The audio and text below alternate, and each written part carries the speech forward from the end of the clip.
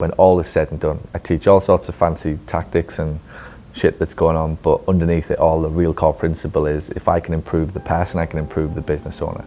If I can help the person improve themselves, get more focus, get more discipline, get more understanding of this game that they're playing, they usually get a better business. So that has to be true for people. That if I want a better business, I need a good team. The only way I'm going to get a good team is if I have better people. Whereas a lot of business owners will think, I need better staff, so I'll train my staff. And then the focus becomes about scripts, and it becomes about the words, and it becomes about the tactics we do in discovery visits, and the price points, and the positioning, and timekeeping and standards and all of these things, which are all important. But it's not as important, I think, as helping the person get a belief in themselves, a confidence in themselves, so that whatever challenge comes along, you're relatively well equipped to deal with it, just because you're confident and you believe in yourself, and you can look a patient in the eye and tell them what needs to be said, rather than kind of shit, where's the script, and oh, I didn't see this coming.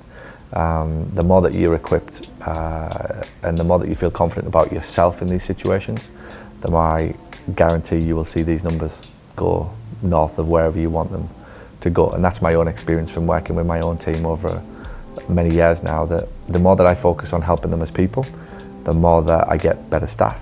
And if I get better staff, I get a better team, I get better culture. If I get that, I get a better business. So it's important that as Christine does this with you, and you all are receptive to that the focus really should be on about growing as people first, which brings the good team, which brings ultimately the good business. Does that make sense?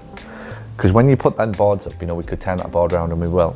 It's you see a lot of numbers and you think, oh shit, and some of them are red and some of them are good and some of them are like, oh, that's normal, that's business. But really the byproduct of those numbers is the people of the business. So the numbers don't appear for no reason. They appear because of something that we did or didn't do as people. And if we can take ownership of that, and we can accept that certain things we did or certain things we said didn't go according to plan because of something that we didn't do, then it allows us to find growth. It allows us to find out what we could potentially do to improve as people.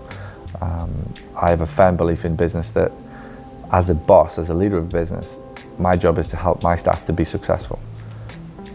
My job is to help them find success, to pave the way, if you like, to set the standards, to set the targets of what success looks like, and then help them to achieve it.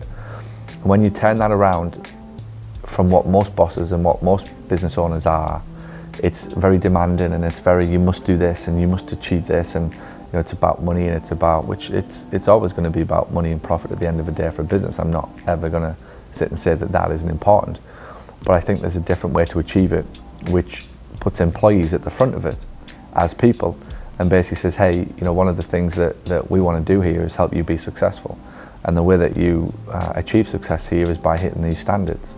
And if I've communicated to you well enough over a period of time, then that's what you're interested in, being successful.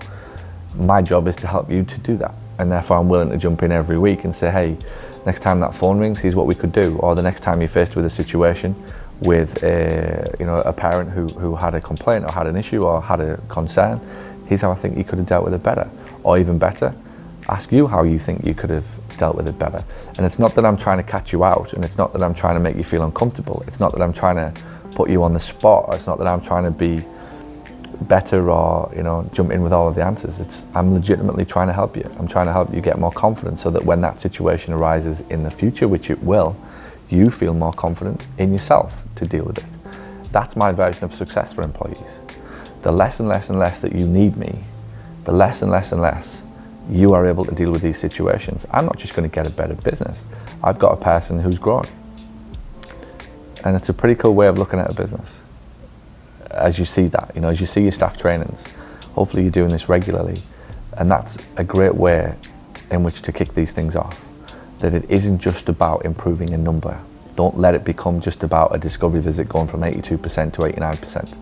If you start there, it's painful. If you start from how can we all grow as a team? How can we get better as people? The only way you'll ever get better as people is through accountability. You cannot grow, you cannot evolve, you cannot become a better person unless you are accountable to something or somebody for proof. Thanks for watching this video, and if you found it helpful, and if you now find yourself thinking, I wonder what else this person can help me with, head over to paulgough.com/books, where you can find my best-selling books, which will show you how to add more profit to your practice. Or send an email to paul@paulgough.com to ask about how we can help you accelerate the growth and profitability of your clinic. And by the way, if you know anybody who would find this helpful, please share this video out. Thanks so much.